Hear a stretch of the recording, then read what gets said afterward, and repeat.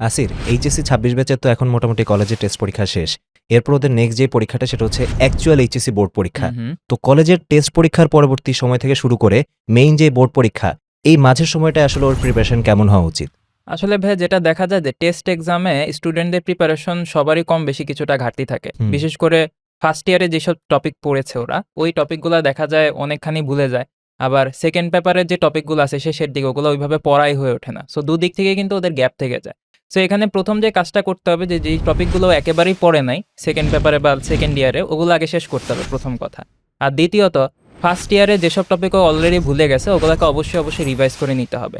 এখন topic A to Z সবকিছু cover করার পর ওকে দেখতে হবে যাও পড়ছে এতদিন সেটাও ঠিক মতো ডেলিভার করতে পারতেছে কিনা এক্সাম হলে। তার জন্য ওকে বেশি বেশি এক্সাম দিয়ে নিজেকে আসলে যাচাই করে নিতে হবে।